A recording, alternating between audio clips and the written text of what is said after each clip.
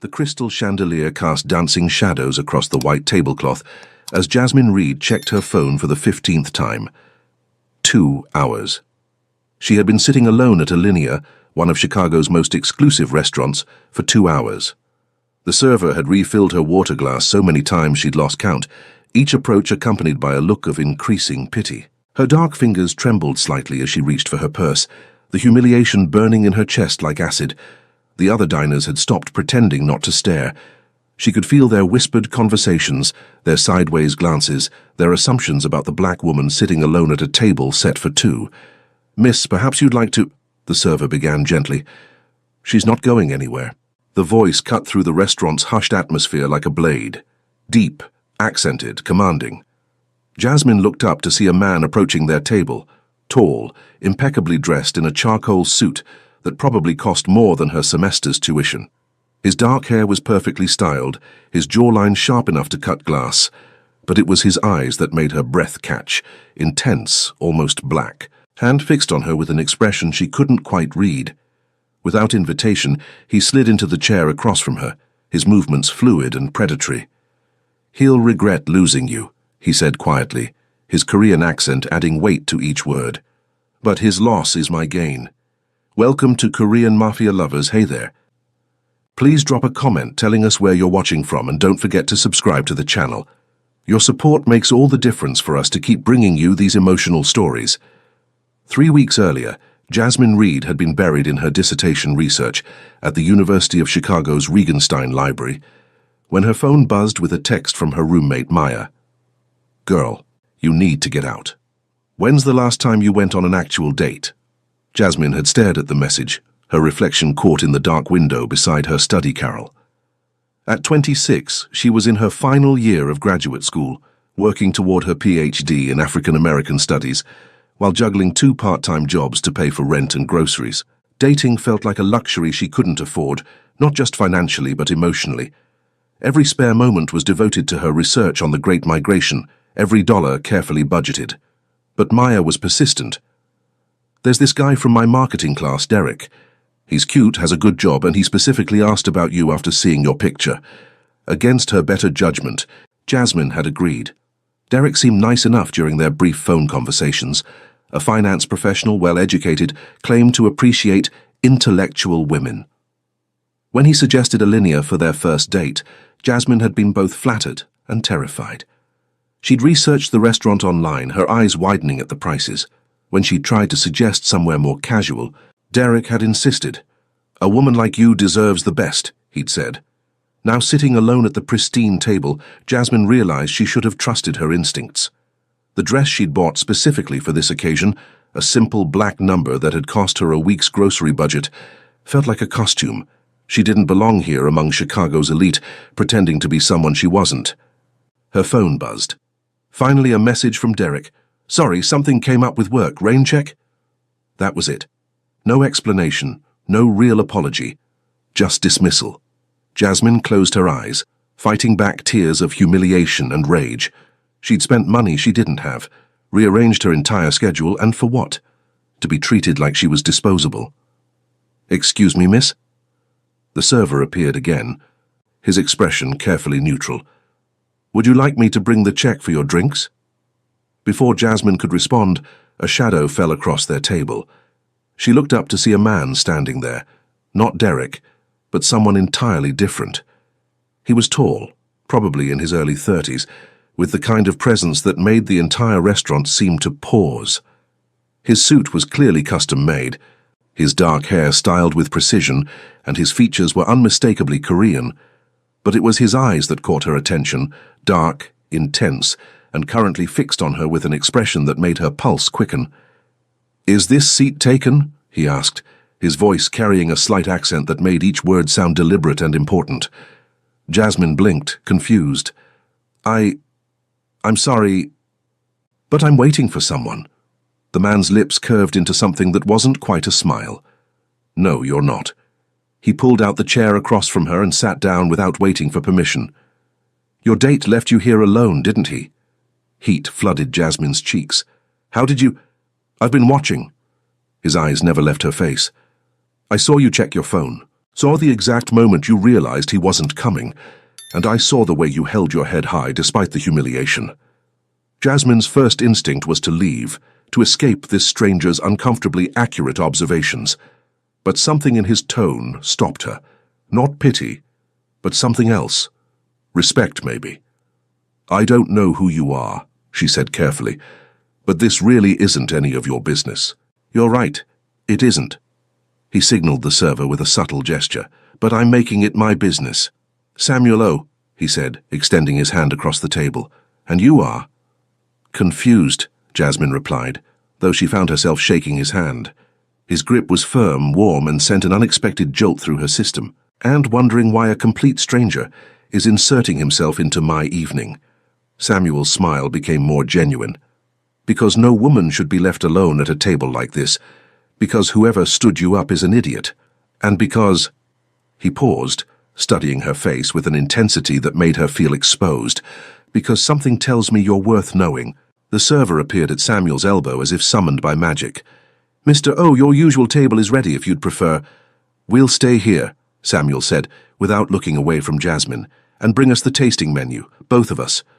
Wait, Jasmine protested. I can't afford... You're not paying. Samuel's tone brooked no argument. Consider it compensation for having your evening ruined by an idiot. Jasmine stared at him, trying to process what was happening. This man, Samuel, clearly had money, influence, the kind of presence that made servers appear instantly and other diners glance over with curiosity and what looked like respect, or maybe fear. I don't accept charity, she said firmly. Good. Neither do I. Samuel leaned back in his chair, completely at ease. This isn't charity. This is me being selfish. I want to have dinner with you, and I suspect you haven't eaten anything substantial today. He was right, and Jasmine hated that he'd noticed. She'd been too nervous about the date to eat lunch, and breakfast had been coffee and a granola bar between classes. Why? She asked. Why do you want to have dinner with me? You don't know anything about me. Samuel was quiet for a moment, his dark eyes studying her face. I know you're a graduate student at U of C. I know you work at least 2 jobs to pay your way through school. I know you spent money you probably couldn't spare on that dress because you wanted to make a good impression. I know you've been sitting here for over an hour, and instead of leaving in tears or making a scene, you held your dignity intact. His voice softened slightly. I know you're stronger than you realize, and more beautiful than you believe. Jasmine felt her breath catch. How could you possibly know all that? Because I've been watching you for 3 weeks. The admission should have terrified her. Instead, it sent a strange thrill through her chest. That's stalking. That's interest. Samuel's expression didn't change. You work at the campus bookstore on Tuesday and Thursday afternoons. You tutor undergraduates in the library on weekends. You take the Red Line to a second job downtown, something in an office building, though I haven't determined exactly what. You live in a shared apartment in Hyde Park. You drink your coffee black because you can't afford cream, and you haven't bought yourself anything that wasn't absolutely necessary in months. Jasmine's heart was racing now, though whether from fear or something else entirely she couldn't say. You have been stalking me. I've been trying to figure out how to approach you, Samuel corrected. You're not exactly accessible. Between school, work, and studying, you barely come up for air. Tonight seemed like fate. Fate? Jasmine laughed, but there was no humor in it. My date abandoning me is fate. His loss creating my opportunity, yes. Samuel's eyes never wavered from hers. Absolutely. The server appeared with wine, expensive wine that Jasmine recognized from her research into the restaurant. Samuel tasted it, nodded approval, and watched as both their glasses were filled. I should leave, Jasmine said, though she made no move to stand. You should stay. Samuel lifted his glass. To second chances and better company. Despite every rational thought in her head, Jasmine found herself lifting her own glass. To confusion and curiosity. Their glasses touched with a soft chime, and Jasmine realized that whatever was happening here, whatever this strange, intense man wanted from her, her quiet, predictable life was about to change completely. And for the first time in months, she wasn't entirely sure she minded. The tasting menu at Alinea was unlike anything Jasmine had ever experienced. Each course arrived like a small work of art, accompanied by explanations she barely understood, and flavors that seemed to explode across her palate. But it wasn't the food that held her attention. It was Samuel. He ate with the same precision he seemed to apply to everything else, asking her questions between courses that revealed an intelligence that matched his obvious wealth. He knew about her research, had apparently looked up her published papers, and discussed the Great Migration with the kind of insight that suggested he'd actually read them. "Your thesis on economic displacement pattern," he said as their fourth course arrived. "It's brilliant. The way you connected historical data to contemporary gentrification trends, most academics wouldn't have made those connections." Jasmine set down her fork, studying his face. "You really read my work?" "Every paper you've published, your conference presentation from last spring, even your undergraduate thesis." Samuel's expression was matter-of-fact, as if researching her academic career was perfectly normal behavior. "You have a gift for seeing patterns others miss." "That's—" Jasmine searched for words. "That's either really flattering or really creepy." "Both, probably." Samuel's smile was self-aware. "I don't do anything halfway, Jasmine. When something interests me, I learn everything I can about it. And I interest you. You fascinate me." The intensity in his voice made her pulse quicken. "You're brilliant, beautiful, and completely unaware of your own power. You work harder than anyone I've ever met, and you do it without complaint or self-pity. You're—" He paused, seeming to choose his words carefully. "You're real in a way that most people aren't." Jasmine felt heat rise in her cheeks. "You don't know me well enough to say that, don't I?" Samuel leaned forward slightly. "Tell me I'm wrong. Tell me you haven't spent the last 3 years pouring everything you have into your education while working yourself to exhaustion. Tell me you don't lie awake at night wondering if it's all worth it, if you'll ever actually make it out of the cycle of struggling just to survive." The accuracy of his words hit her like a physical blow. "How? Because I recognize it." Samuel's voice softened.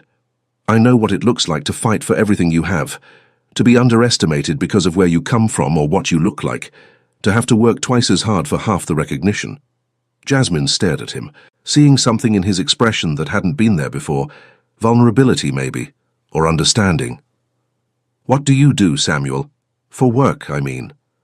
Something shifted in his face, a wall coming up so quickly she almost missed it. "I run a business, import, export, primarily dealing with Korean companies looking to establish themselves in the American market." It was a smooth answer, probably true as far as it went, but Jasmine sensed there was more to it, layers he wasn't ready to reveal. The way the restaurant staff treated him, the expensive suit, the casual way he'd ordered wine that probably cost more than her monthly rent. This wasn't just successful businessman money, this was something else entirely. "That's very vague," she said. "Most businesses are boring when you break them down to specifics." Samuel's tone was casual, but his eyes remained alert. "What about you? What happens after you finish your dissertation?" The deflection was smooth, but Jasmine caught it. Still, she found herself answering. "Teaching, hopefully. There's a position opening up at Northwestern that would be perfect, but the competition is fierce. If that doesn't work out," she shrugged, "I'll figure something out, I always do. You shouldn't have to just figure it out." Samuel's voice carried an edge of something that might have been anger. "Someone with your intelligence, your work ethic. You should have opportunities handed to you, not have to fight for scraps." "That's not how the world works for people like me," Jasmine said quietly. "People like you. Black women from the South Side who grew up in foster care and worked their way through community college before transferring to U of C." The words came out more bitter than she'd intended. "We don't get opportunities handed to us, Samuel. We earn every single thing we get, and even then it's never enough." Samuel was quiet for a long moment, his dark eyes studying her face with an intensity that made her want to look away. "Foster care," he said finally, "from age 12. Jasmine lifted her chin, daring him to pity her. "My mom died of cancer. No other family willing to take me in. I aged out at 18 with nothing but a high school diploma and a determination to make something of myself. And you have." Samuel's voice was soft but firm. "Look at where you are now. PhD candidate at one of the best universities in the country, published researcher, brilliant mind that's going to change how people think about history and economics." "Maybe." Jasmine picked at her food, suddenly self-conscious. "If I can finish my dissertation, if I can find funding for next semester, If I can land a job that pays enough to start paying back my student loans. A lot of ifs. Story of my life. Samuel reached across the table, his fingers brushing hers where they rested beside her wine glass. The contact was brief, but it sent electricity shooting up her arm. What if I told you some of those ifs didn't have to be uncertainties? Jasmine pulled her hand back. Alarm bells going off in her head. What do you mean? I mean, I have connections, resources. I could make some calls, open some doors. No. Jasmine's voice was sharp. Absolutely not. Samuel's eyebrows rose. You haven't even heard what I'm offering. I don't need to. Jasmine set down her napkin, her body tense. I've worked too hard to get where I am to have someone swoop in and hand me things I haven't earned. I don't care how much money you have or how many connections you think you can leverage. I make my own way.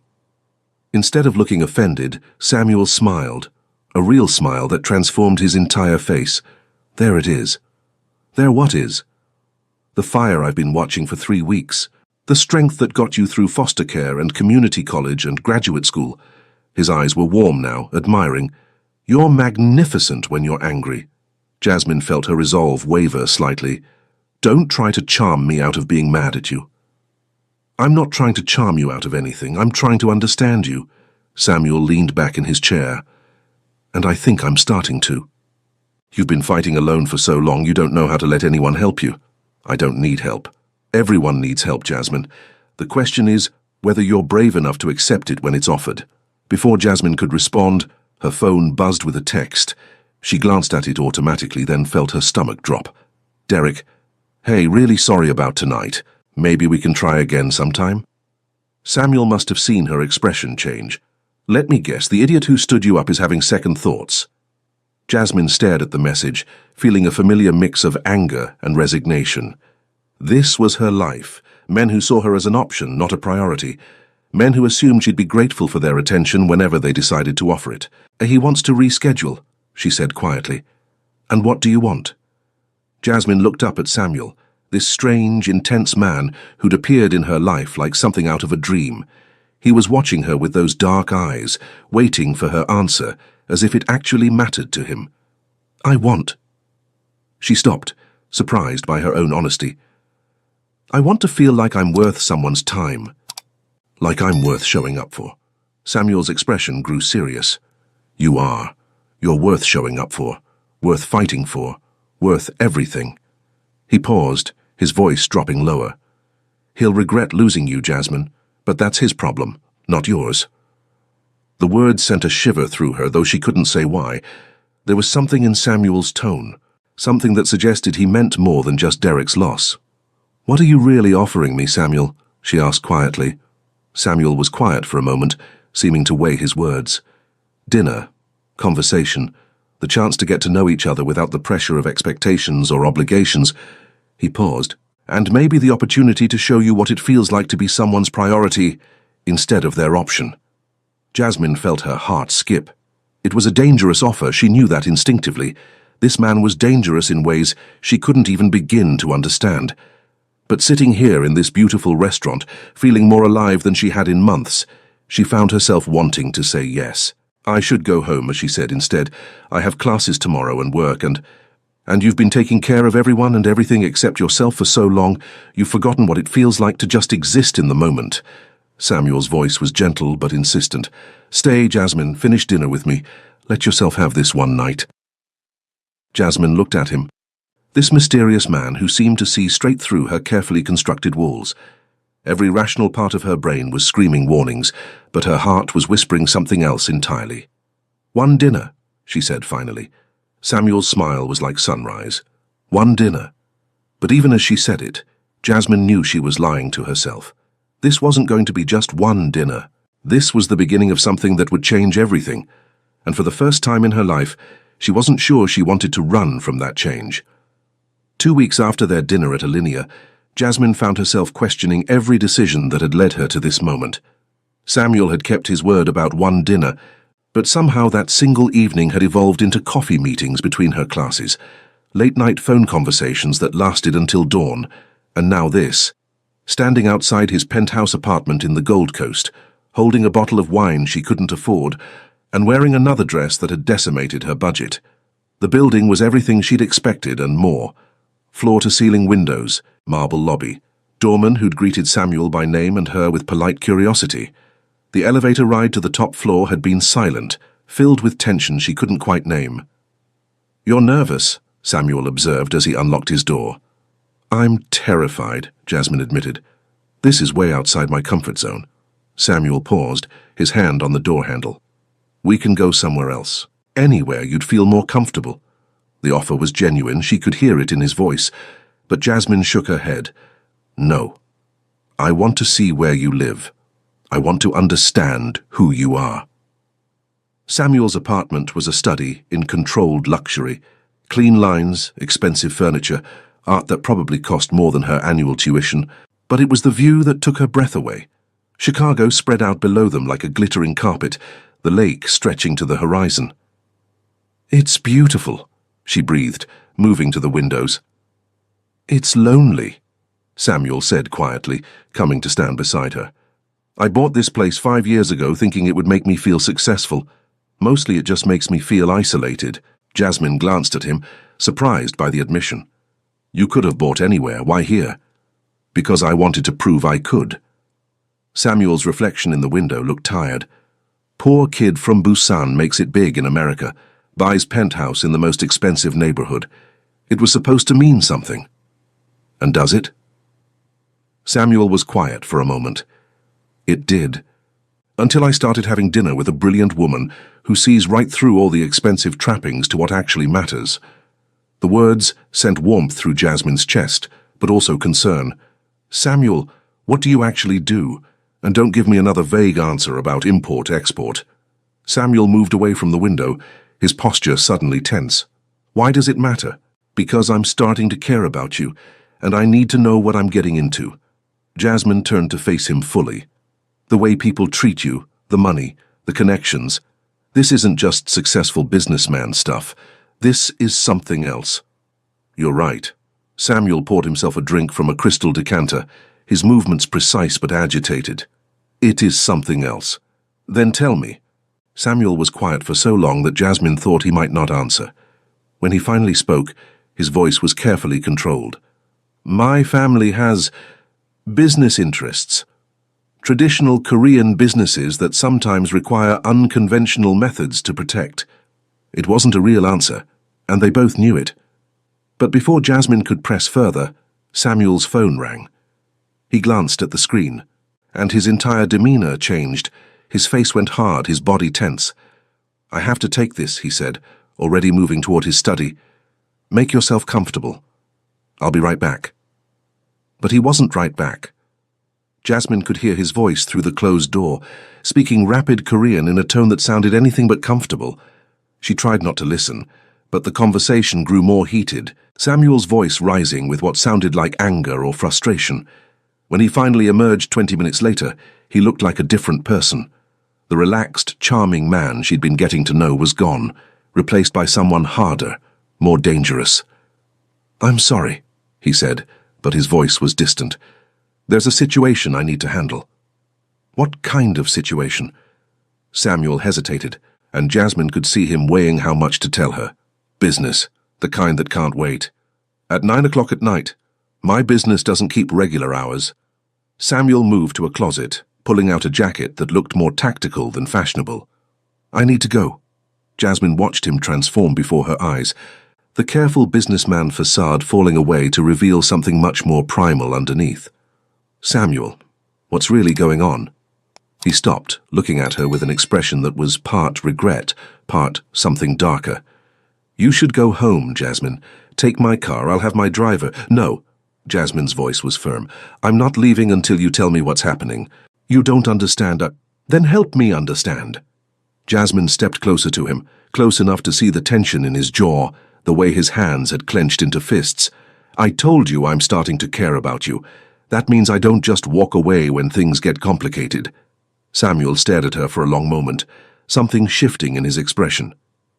"You have no idea what you're saying. Maybe not. But I know I'm not leaving." Samuel's phone rang again. He answered it with a sharp, "What?" Then listened, his face growing darker. "How many?" he asked in English, then switched back to Korean. When he hung up, he looked at Jasmine with something that might have been desperation. "There are people who want to hurt me, Jasmine. People who wouldn't hesitate to use you to get to me. If you stay in my life, you become a target." "What people? Why would they want to hurt you?" Samuel ran a hand through his hair, destroying its perfect styling. "Because of choices I've made, things I've done to protect what's mine." "What things?" Before Samuel could answer, his phone buzzed with a text. He read it and his face went white. "Fuck. What?" Samuel looked at her, and for the first time since she'd met him, he looked genuinely afraid. "They know about you. Who knows about me?" Samuel was already moving, grabbing keys, checking something in a drawer that Jasmine couldn't see. "Pack whatever you need for a few days. We're leaving, now." "Samuel, you're scaring me." He stopped, turning to look at her with eyes that were suddenly blazing with an intensity that took her breath away. "Good. You should be scared, because as of right now, your life is in danger, and it's my fault." "I don't understand." "There's a war happening, Jasmine. Between families, between territories, between people who solve problems with violence instead of words." Samuel's voice was hard. "All pretense gone. And I just painted a target on your back by caring about you." Jasmine felt the world tilt around her. "Families? You mean like organized crime?" Samuel's silence was answer enough. "Oh my God." Jasmine sank onto his couch, her legs suddenly unsteady. "You're in the Mafia." "It's more complicated than that." "Are you or aren't you?" Jasmine's voice was sharp. Samuel looked at her for a long moment, and she could see him making a decision. "Yes." The simple word hung between them like a bomb. Jasmine stared at him, this man she'd been falling for, trying to reconcile the gentle, intelligent person she'd come to know with the dangerous reality he'd just revealed. "I need to go home," she said quietly. "You can't. It's not safe." "Then where am I supposed to go?" Samuel's expression softened slightly. "With me. I can protect you, but only if you stay close." Jasmine laughed, but there was no humor in it. "Protect me from what? From who?" "From people who think hurting you will hurt me." Samuel's voice was quiet but firm. "And they're right. It would." The admission hung between them, heavy with implications Jasmine wasn't ready to process. "This is insane." "I know. I should call the police." "They can't help you. Not with this." Jasmine looked at him, this beautiful, dangerous man who'd somehow become important to her in just 2 weeks. "What have you gotten me into, Samuel?" "Something I should have stayed away from." Samuel's voice was rough with regret. "But I couldn't. I tried to keep my distance, tried to just watch you from afar, but what?" Samuel looked at her with an expression that was part desperation, part something deeper. "But I fell in love with you, and now I have to figure out how to keep you alive." The words hit Jasmine like a physical blow. "Love." He'd said love. "Samuel." His phone rang again, interrupting whatever she'd been about to say. This time when he answered, his voice was cold, deadly. "If you touch her, I will burn your entire operation to the ground." Jasmine felt ice form in her stomach. Someone was threatening her. Someone knew about her connection to Samuel, and they were using it as leverage. When Samuel hung up, his face was a mask of controlled fury. "We're leaving, now." "Where are we going?" Samuel looked at her, and in his eyes she saw something that was both terrifying and oddly comforting. "Somewhere I can keep you safe while I handle this." "Handle it how?" Samuel's smile was sharp, predatory. "The only way I know how." As they left his penthouse, Jasmine realized that her quiet, predictable life was officially over. She was in love with a Korean mafia boss. There were people who wanted to hurt her because of it, and she was about to find out just how far Samuel O would go to protect what he considered his. The terrifying part wasn't the danger. The terrifying part was that she trusted him completely. The safe house was nothing like Jasmine had expected. Instead of some dingy hideout, Samuel had brought her to a luxury cabin in Lake Geneva, Wisconsin, 2 hours from Chicago, and apparently owned by someone who owed him a favor. The place was beautiful, all stone and timber with floor-to-ceiling windows overlooking the lake. But Jasmine barely noticed the scenery. She was too busy trying to process the fact that her life had become a crime thriller overnight. "How long do we have to stay here?" she asked, watching Samuel check the locks on all the doors and windows with military precision, until I can neutralize the threat. Samuel's voice was clipped, professional.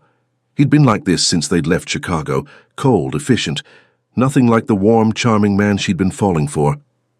And how exactly do you plan to do that? Samuel paused in his security check, looking at her with an expression she couldn't read. You don't want to know. Yes, I do. Jasmine crossed her arms. If I'm going to be stuck here while you handle things, I deserve to know what that means. It means I'm going to have a conversation with Park Min-ho and his associates, a conversation that will make it clear that touching you is not an option. Park Min-ho? Samuel's jaw tightened. Someone who thinks he can use you to get to me. Someone who's about to learn how wrong he is. There was something in Samuel's tone that made Jasmine's blood run cold. Samuel, you're not going to— I'm going to do whatever is necessary to protect you. Samuel's voice was flat, final. That's not negotiable. Jasmine stared at him, seeing a side of him she'd never witnessed before. This wasn't the gentle man who'd listened to her talk about her research, or the one who'd held her hand during their late-night phone conversations. This was someone harder, more dangerous, someone capable of things she didn't want to imagine. I never asked you to protect me, she said quietly. You didn't have to. Samuel finally stopped his restless movement, turning to face her fully. The moment I decided to pursue you, I made you my responsibility. Your responsibility. Jasmine felt anger flare in her chest. I'm not some object you can claim ownership of, Samuel. That's not what I meant, isn't it? Jasmine stepped closer to him, her voice rising. You've been watching me for weeks without my knowledge. You've inserted yourself into my life, and now you're making decisions about my safety without consulting me. How is that not treating me like property?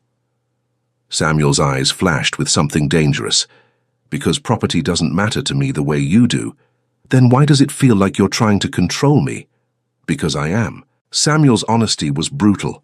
Because the alternative is losing you, and that's not something I'm prepared to accept. Jasmine felt her breath catch. You can't just decide that, Samuel. You can't just— Can't what? Can't fall in love with you? Can't want to keep you safe? Can't be willing to do anything necessary to make sure you're protected? Samuel's voice was rising now, his careful control starting to crack. Because it's too late for that, Jasmine. I'm already there. This isn't love, Jasmine shot back. This is obsession. The words hung between them like a slap. Samuel went very still, his face going blank in a way that was somehow more frightening than his anger had been. Maybe you're right, he said quietly. Maybe what I feel for you isn't healthy or normal or what you deserve. He paused, his dark eyes boring into hers. But it's what you have. And right now, it's the only thing standing between you and people who would hurt you without a second thought. Jasmine felt tears prick her eyes, though whether from fear or frustration or something else entirely, she couldn't say. I didn't ask for this. I know. Samuel's voice softened slightly. And I'm sorry I brought this into your life, sorry I put you in danger, sorry I can't be the normal man you deserve. He paused. But I'm not sorry I love you. Even if it is obsession, even if it's wrong, I'm not sorry. Before Jasmine could respond, Samuel's phone rang. He glanced at it, and his entire demeanor shifted back to cold professionalism. I have to take this, he said, already moving toward the door. Stay inside. Don't answer the door for anyone. Don't even go near the windows. Samuel. But he was already gone, stepping out onto the deck to take his call. Through the glass, Jasmine could see him pacing, his voice sharp as he spoke in rapid Korean. She sank onto the leather couch, her head in her hands. 3 weeks ago, her biggest worry had been finishing her dissertation and finding funding for next semester. Now she was hiding in a safe house while the man she was falling in love with planned to do God knows what to people who wanted to hurt her. Her phone buzzed with a text from Maya. Girl, where are you? You missed our study group and you're not answering your phone. Jasmine stared at the message, realizing she couldn't even begin to explain where she was or why. How do you tell your best friend that you're in hiding because your boyfriend is in the Korean Mafia? Another text from Derek. Hey, I know I screwed up the other night. Can we try again? I promise I'll make it up to you. The irony wasn't lost on her. 2 weeks ago, she would have been thrilled to hear from Derek, would have probably given him another chance despite his rudeness. Now the idea of going back to that simple, predictable life felt impossible. She'd tasted something else now, something dangerous and intense and completely consuming. Samuel came back inside, his face grim. "We need to leave." "What? Why?" "They found us." Samuel was already moving, grabbing the bag he'd packed for her. "We have maybe 10 minutes before they get here." Jasmine felt panic rise in her throat. "How did they find us?" "Does it matter?" Samuel's voice was sharp with urgency. "We need to go now." They were halfway to the door when the first shot shattered the front window. Samuel tackled Jasmine to the floor, his body covering hers as glass rained down around them. "Stay down," he commanded, his voice deadly calm despite the chaos. "Samuel, stay down and don't move." Samuel rolled away from her, and Jasmine saw him pull a gun from somewhere inside his jacket. The sight of the weapon in his hands should have terrified her, but instead she felt an odd sense of relief. Whatever was happening, Samuel was prepared for it. More shots came through the windows, systematic and precise. These weren't random attackers, they were professionals. "How many?" Jasmine whispered. "At least 3, maybe 4. Samuel's voice was clinical, detached. "They're trying to flush us out. What do we do?" Samuel looked at her, and for a moment, his mask slipped. She could see fear in his eyes, not for himself, but for her. "We survive." The shooting stopped abruptly, replaced by an eerie silence that was somehow worse than the gunfire. Samuel moved to the edge of the broken window, peering out carefully. "Samuel, oh!" a voice called from outside, accented English carrying clearly in the night air. "Send out the girl, and we'll make this quick." Samuel's grip tightened on his weapon. "Not happening," he called back. "You're outnumbered. There's nowhere to run." Samuel looked at Jasmine, and she could see him calculating, planning. "There's a back door that leads to the dock," he said quietly. "Boat keys are in the kitchen drawer. When I say go, you run. Don't look back. Don't wait for me. Just run." "I'm not leaving you." "Jasmine, no." Her voice was firm despite her terror. "I'm not leaving you to die for me." Samuel stared at her, something shifting in his expression. "You could have been safe. You could have stayed away from me, lived your quiet life, finished your degree." "But I didn't." Jasmine reached for his hand, surprised by how steady her own voice sounded. "I chose this. I chose you." Samuel's eyes went soft for just a moment. "Even knowing what I am, what I've done?" "Especially knowing," Jasmine squeezed his hand, "because under all of it, you're still the man who saw me sitting alone in that restaurant and decided I was worth saving." Samuel brought her hand to his lips, pressing a soft kiss to her knuckles. "He'll regret losing you," he said quietly, echoing his words from that first night. "But I won't make the same mistake." Before Jasmine could ask what he meant, the front door exploded inward, and Samuel O., the man she'd fallen in love with despite every rational thought in her head, rose to meet their attackers with a smile that was pure predator. The gunfight lasted less than 3 minutes, but to Jasmine, crouched behind the kitchen island while Samuel moved through the cabin like a force of nature, it felt like hours. She'd never seen violence like this, precise, calculated, deadly. Samuel wasn't just defending them, he was hunting. When the silence finally came, it was absolute. "Jasmine," Samuel's voice was soft, careful. "It's over." She looked up to see him standing in the wreckage of the living room, his shirt torn and bloodied, but alive. Whole. The relief that flooded through her was so intense it left her dizzy. "Are you hurt?" she asked, scrambling to her feet. "No." Samuel's eyes were scanning her face, her body, checking for injuries. "Are you?" "I'm fine." Jasmine looked around at the destruction. Broken glass, splintered wood, things she didn't want to identify. "Are they dead?" Samuel's voice was matter-of-fact. "All of them." Jasmine should have been horrified, should have been terrified of the man who could kill 4 people without breaking a sweat. Instead, all she felt was gratitude. He'd kept her safe. Whatever it had cost him, whatever it meant about who he was, he'd protected her. "We need to leave," Samuel said, already moving toward the back door. "More will come." "Where are we going?" Samuel paused, looking at her with an expression she couldn't read. "Somewhere this ends. Tonight." The boat ride across Lake Geneva was silent, except for the engine and the wind. Samuel piloted them toward the Wisconsin shore, with the same deadly precision he'd shown during the fight, his face set in hard lines. Jasmine wanted to ask questions. wanted to understand what came next, but something in his demeanor warned her to wait. They docked at a private pier where a car was waiting. Another favor called in, another piece of Samuel's carefully constructed network. As they drove back toward Chicago, Jasmine finally broke the silence. What happens now? Now I finish this. Samuel's voice was cold, distant. I should have handled Park Min-ho weeks ago before he knew about you. That was my mistake. Handle him how? Samuel glanced at her, and she saw something in his eyes that made her stomach clench. The only way that ensures your safety. Samuel. He crossed a line tonight, Jasmine. He brought you into this, put you in danger, tried to use you as leverage against me. Samuel's hands tightened on the steering wheel. That's not something I can forgive. So you're going to kill him. It wasn't a question. Samuel's silence was answer enough. And then what? Jasmine asked. What happens to us? Samuel was quiet for so long she thought he might not answer.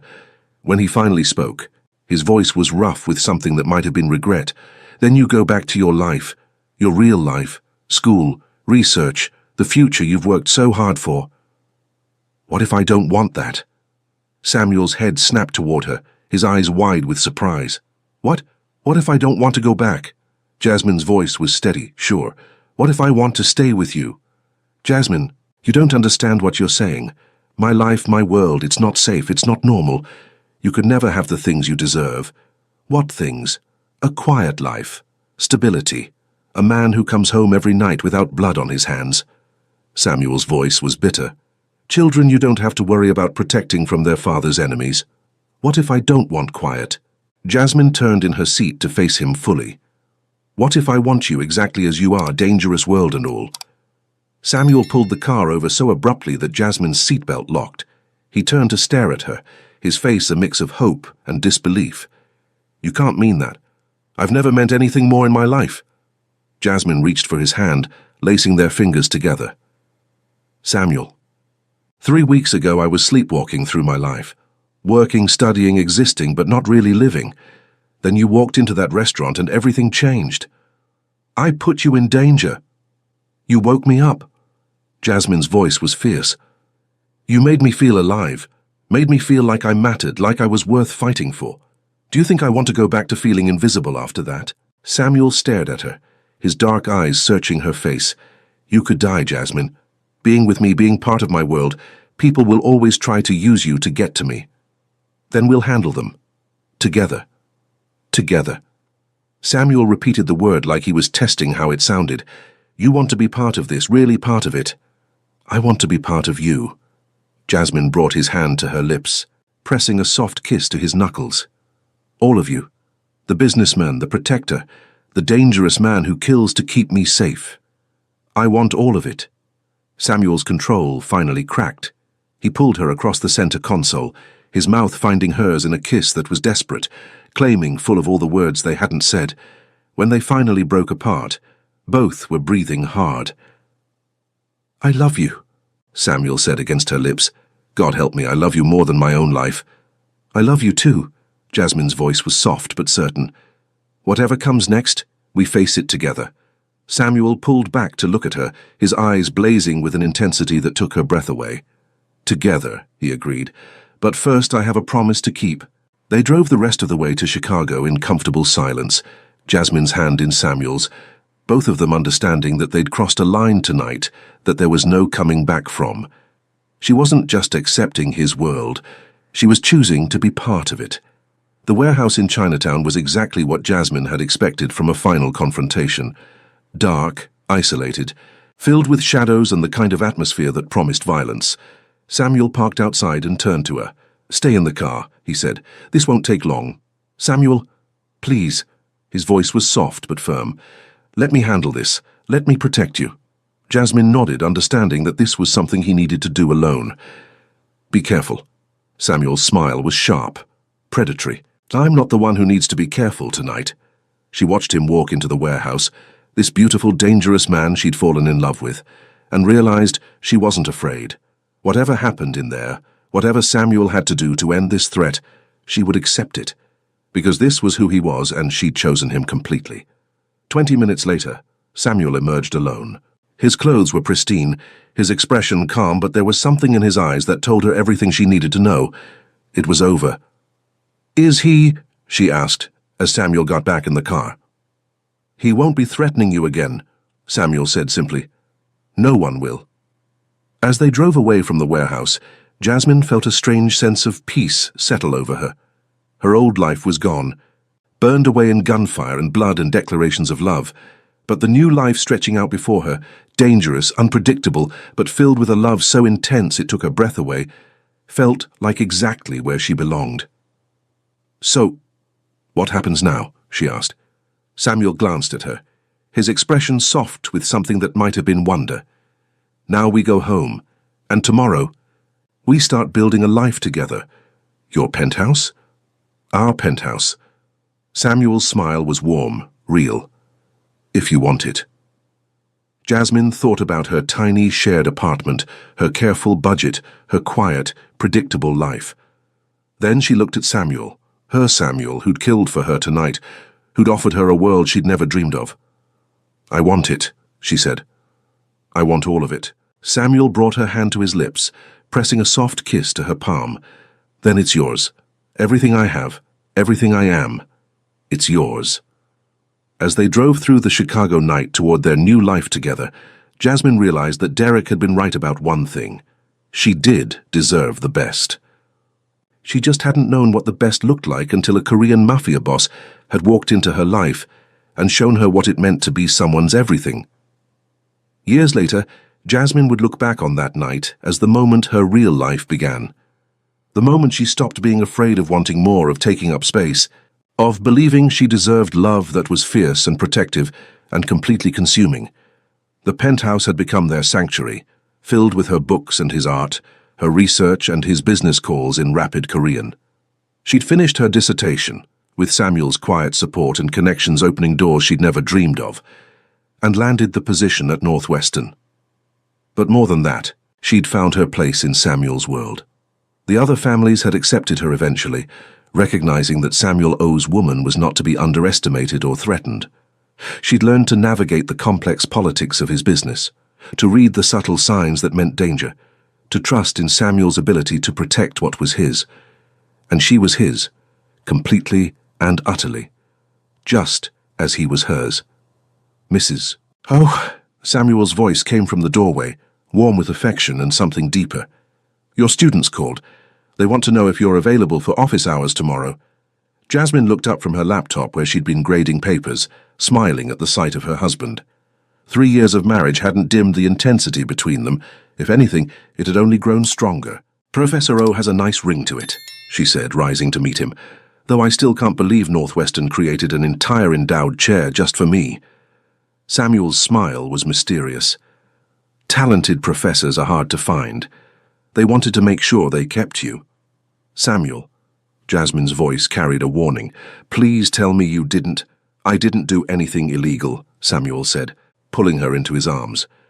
"I may have made a very generous donation to their African American Studies department, completely above board." Jasmine shook her head, but she was smiling. This was her life now, a man who moved mountains for her without her even asking, who used his considerable influence to make her dreams come true. "I love you," she said, reaching up to touch his face. "My dangerous, impossible, wonderful husband." "I love you too," Samuel replied, his voice soft with wonder, as if he still couldn't quite believe she was his. "My brilliant, beautiful, brave wife." As he kissed her, Jasmine thought about that night in the restaurant, sitting alone and humiliated, thinking her life was falling apart. She'd had no idea that the best thing that would ever happen to her was about to walk through the door and change everything. Derek had been wrong about a lot of things, but Samuel had been right about one. He would regret losing her, but his loss had become Samuel's gain and Jasmine's salvation, and she wouldn't change a single moment of the dangerous, beautiful life they'd built together.